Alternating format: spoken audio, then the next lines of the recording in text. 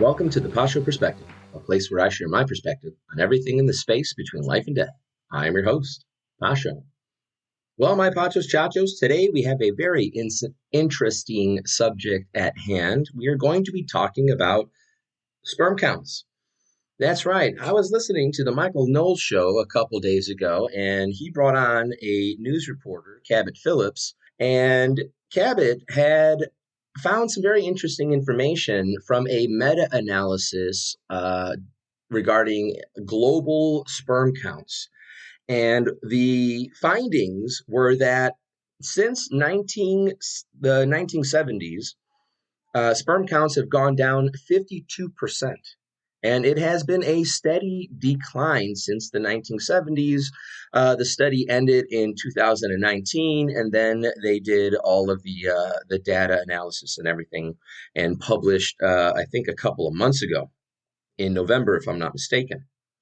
So what does that mean? Well, normally we measure sperm, if you didn't know, in milliliters. And so the average in the 1970s was around 104 million sperm per milliliter. And today, or at least in 2019, although the trend has been steady, so it's probably even lower, the average amount of sperm now is 49 million. So that's 104 down to 49. So why does that matter? Well, first of all, there's low fertility, right? The chances of getting pregnant when you have low sperm counts becomes much more difficult to achieve. And so if you are a man like I am, and you know what that means, you want a family, you want kids. And so if you're a younger man, where, I'm hoping that the Lord is done with giving me children. I think 3 is wonderful and maddening and definitely a challenge for me. So I'm being stretched. Hopefully I don't have to get stretched anymore. Although if I do, I will absolutely embrace it, because children are gifts. That is the true wealth of a person, is the size of their family that they leave behind. But anyway, low fertility means, less of a chance to get pregnant. And I mean, believe me, my wife and I we had a couple of instances where, it took longer than I had anticipated. I don't know what expectations my wife had, but my expectations were we got married and boom, on the honeymoon, because, I was like 32 by the time I got married. I was hoping by the honeymoon she was pregnant, and 9 months later I would have a baby. Maybe twins, like instant family. And then, I was trying to go for Irish twins. I wanted to have 2 kids in the same, kind of calendar year, as it were, from one being born and then 9 months immediately afterwards. But that's not how it worked out. That's not what happened. It took quite a bit, to get a little personal. We had a couple of instances where it didn't hold, it didn't work out. And so, it was very saddening for me, and I'm sure for my wife as well, because we were excited. And, the first time when we got a positive pregnancy test, we told everybody immediately. And then after losing that child, we got pregnant again, and the pregnancy test was positive. And this time we waited 3 months before telling anybody, except our immediate family, because we were excited, but we didn't want to share the news and then have that disappointment come again. And it really hurt. I'm still hurt by it, honestly. But anyway, that was my goal. I wanted to have a big family fast, because I was already so old, which is actually my second point as to why this is important. We are already having fewer kids than we had before. I believe this is the first time in U.S. history where the average is less than 2 children per household. It's always been, much more than that. But now we're under 2 kids because we're having smaller families. We're waiting more in life. We unfortunately have our priorities all screwed up, where we value, our profession and what we do more than, the purpose of our species. And I mean, the reason we're all here is because our families valued our lives and brought us into this world. I mean, and thank God for that, because otherwise we wouldn't be experiencing this life. But because we are waiting so long, I mean, think about that.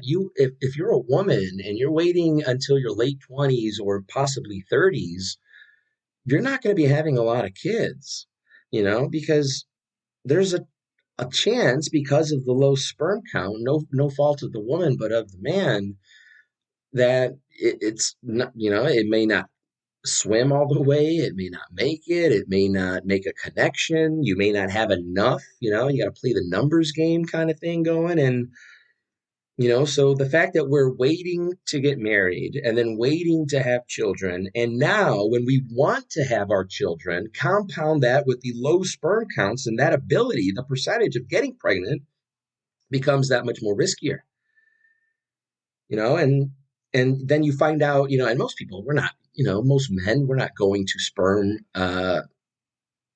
I don't know, what would you call it? Sperm centers, right? I guess, and getting our sperms counted. I mean, maybe if you're having problems getting pregnant, will do that to make sure, is it me, or, maybe it's the eggs, or a combination of both. I mean, who knows? There's a lot of complications that happen in life. I mean, life is not fair. Not everybody can have a child.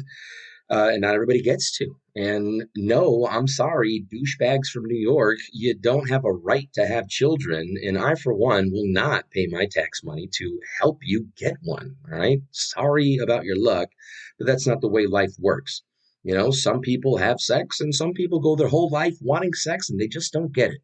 And is that fair? No, it's not, but there's no right to it. And there certainly isn't a right to a child, especially if you are not in a relationship that has a man and a woman.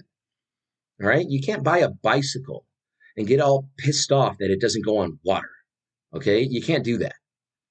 You can't put a plug in a plug or a socket in a socket together and complain that you're not getting any light out of the lamp. You can't do that. So a man and a woman, right, an actual marriage, and a man and a woman and child, a real family, right, is important.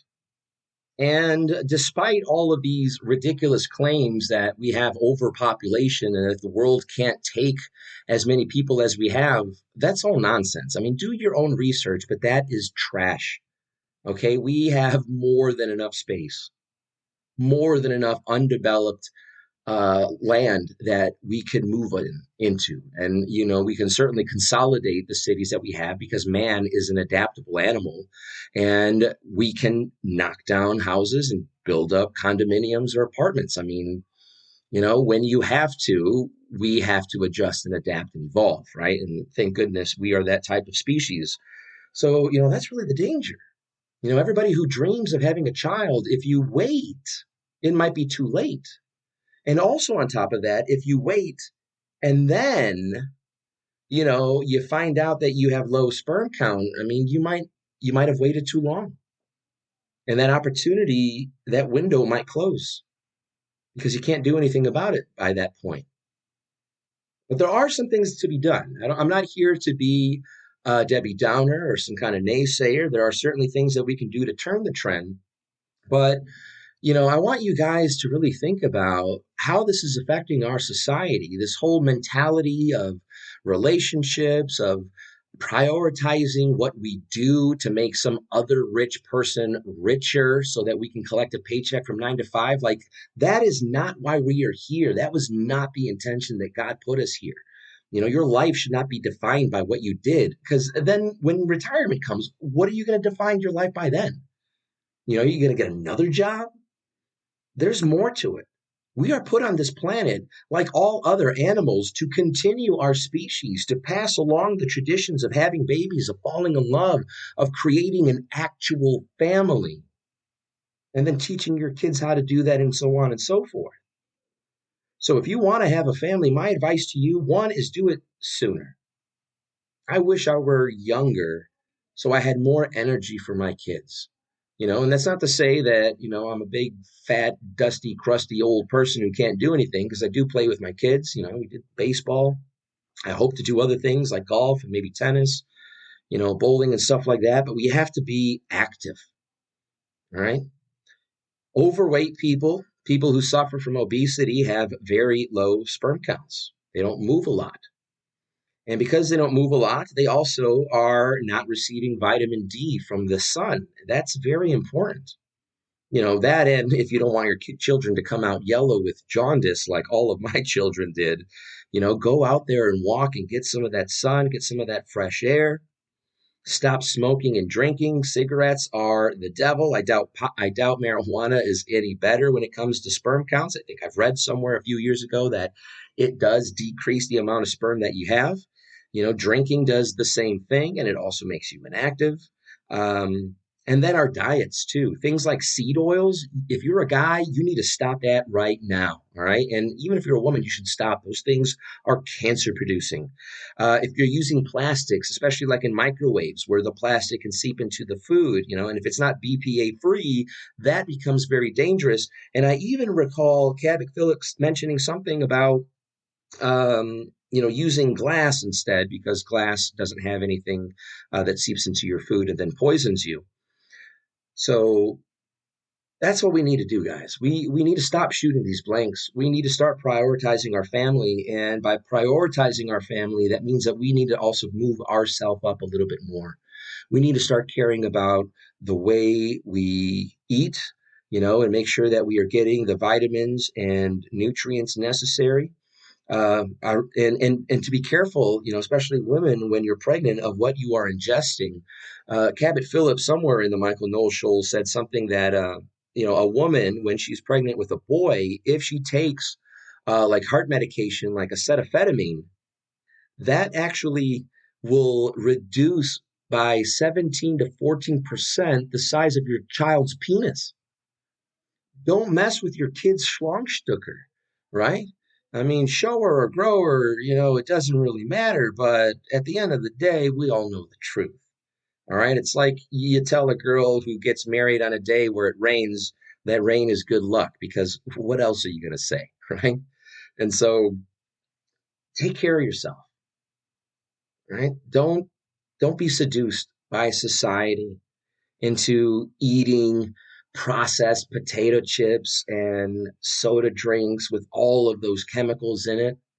Right? We need to start drinking natural stuff, teas, water, lemonades, things that are natural.